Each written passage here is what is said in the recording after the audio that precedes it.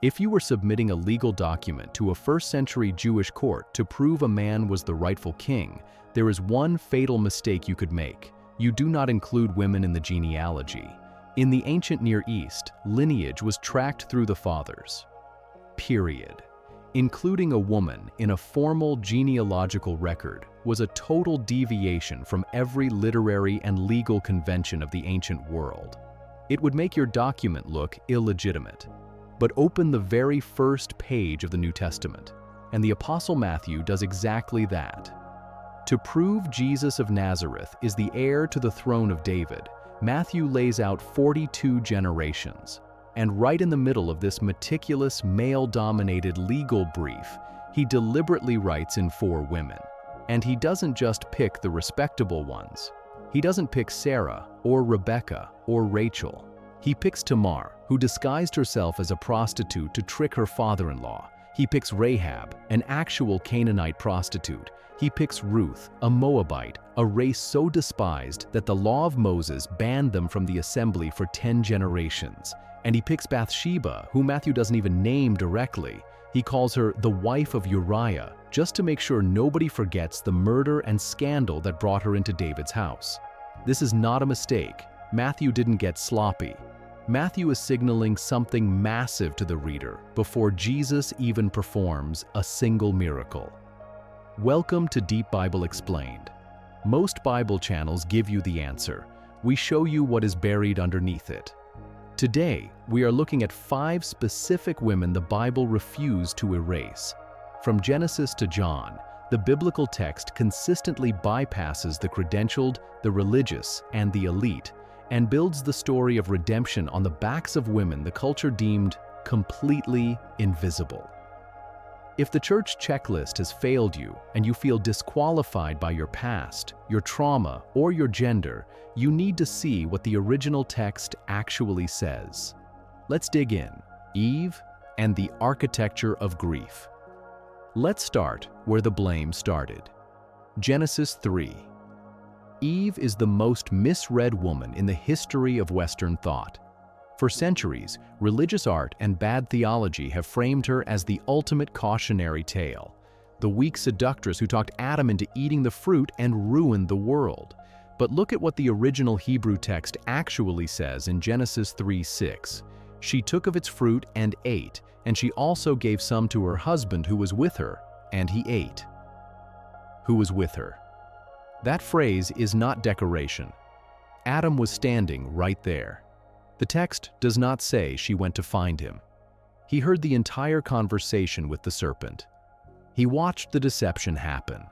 And he reached out and took the fruit in complete, complicit silence. But the detail about Eve that the modern church completely ignores happens after the fall, after the flaming sword, after the exile. Eve gives birth to Cain and Abel. And we all know the story. Cain murders his brother. This is the first murder in human history. Eve is the first mother to bury a murdered child and simultaneously watch her other child be exiled for doing it. That is the absolute deepest architecture of human trauma. And yet, look at Genesis 4:25. She gives birth to a 3rd son, and she names him Seth. In Hebrew, that name means appointed or granted. God has appointed for me another offspring instead of Abel, she says. In the ruins of the first family, with one son in the ground and another wandering the wasteland, Eve is still naming her children with razor-sharp theological precision. She is still tracking with Yahweh. The entire thread of redemptive history, from Noah to Abraham to David to Jesus, runs directly through a woman who lost more than any of us have ever lost and still said, God is providing. She is not a cautionary tale. She is the Bible's first portrait of what it looks like to keep faith when everything has completely collapsed. Rahab and the Canaanite Theologian. Fast forward to Joshua chapter 2. Rahab should not be in this story at all. She is a Canaanite. She is a prostitute. She has no covenant relationship with the God of Israel. She hasn't been through rabbinical training. By every measurable standard, She is the last person God would select to preserve the line of the Messiah. But when two Israelite spies enter Jericho, she hides them, and her reasoning is what makes her one of the greatest theologians in the Old Testament. She tells the spies, "We have heard how the Lord dried up the water of the Red Sea before you when you came out of Egypt, for the Lord your God, He is God in the heavens above and on the earth beneath." Stop and process that. Rahab has deduced the absolute supremacy of Yahweh based entirely on 40-year-old rumors. Think about the Israelites. They physically walked through the Red Sea. They ate manna from heaven. They saw the pillar of fire, and they still constantly doubted God in the wilderness. Rahab saw nothing but second-hand reports, and she bet her life on it. She ties a scarlet cord to her window before the Israelite army even arrives. And the text in Joshua 6 notes something beautiful. She has lived in Israel to this day. She didn't just survive, she stayed. The prostitute from Jericho integrated into the covenant people. She became the mother of Boaz, the great-great-grandmother of King David. Centuries later, when the writer of Hebrews compiles the Hall of Faith in chapter 11, and James writes his epistle on faith and works, they don't point to the high priest. They both point to Rahab, the outsider. Esther and the providence of silence. This brings us to the Persian Empire, and a book that almost didn't make it into your Bible. Esther is one of only 2 books in Scripture that never mentions the name of God. Not once. She is an orphaned Jewish girl living under a hidden identity, thrust into the harem of the most powerful king on earth. When a decree is signed to annihilate every Jewish man, woman, and child in the empire, her uncle Mordecai tells her she must beg the king for mercy. Approaching the king uninvited meant the death penalty. Esther's response is recorded in chapter 4. She asks the Jews to fast and then says, "If I perish, I perish." In Hebrew, that is just 3 words, ven avadeti avadeti.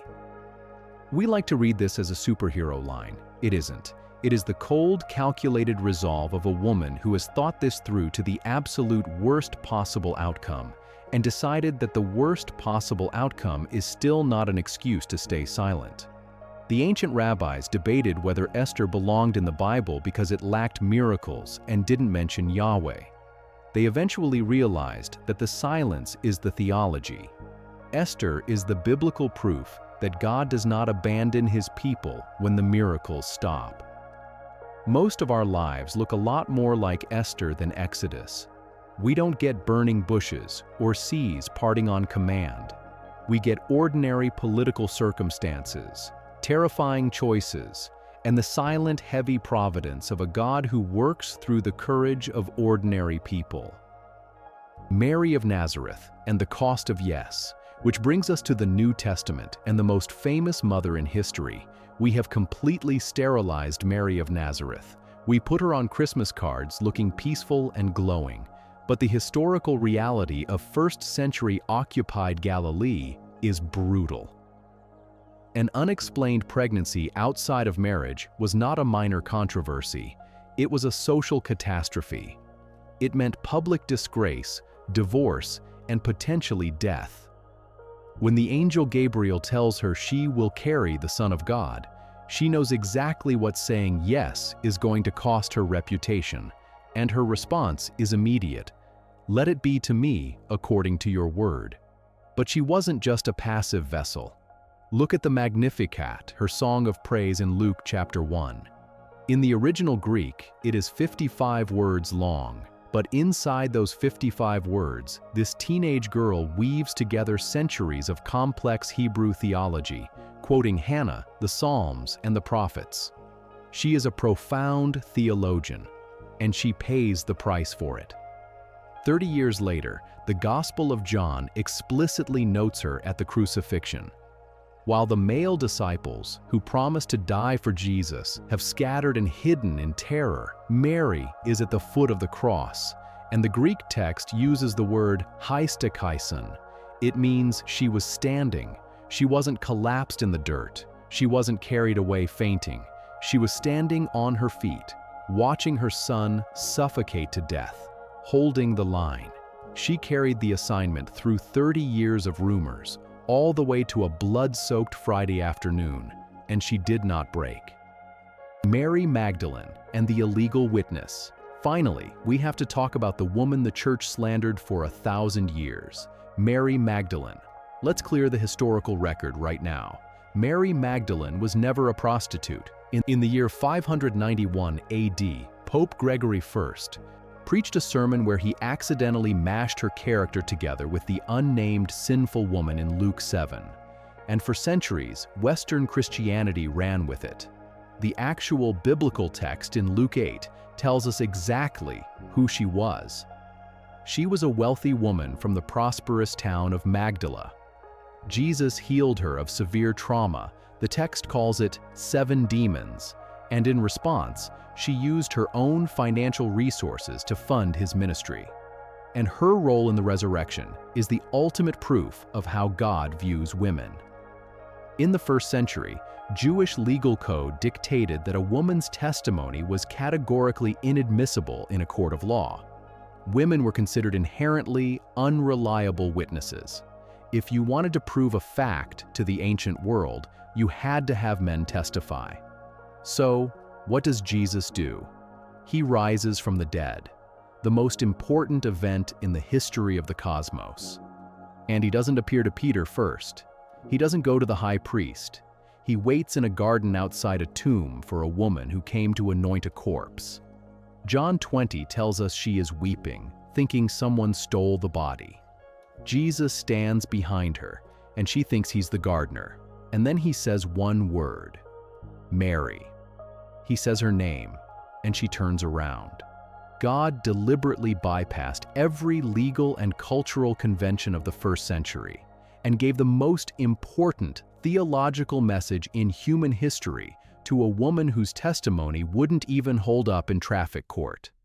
The early church gave her a title for this. They called her Apostola Apostolorum, the apostle to the apostles, the one sent to the ones who were sent.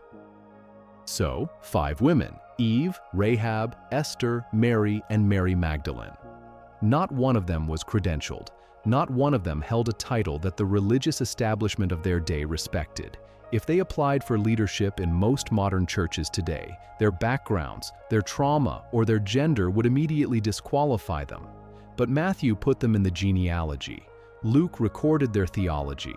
John recorded their witness. The Bible is not a collection of inspirational quotes. It is a surgical tool. And when you strip away centuries of cultural traditions and look at the original text, a massive truth is revealed. The God of the Bible does not choose people the way the world chooses people. He doesn't wait for a clean background check. If you are watching this and you have been marginalized, talked down to, or pushed out by the religious gatekeepers of our day, I want you to remember the architecture of this book. God built his entire rescue operation on the backs of the people the gatekeepers tried to erase. If this video helped you see the text differently, hit subscribe so we can keep digging. And more importantly, share this with one specific person who feels like they don't fit the church's checklist anymore. That is how they find this channel.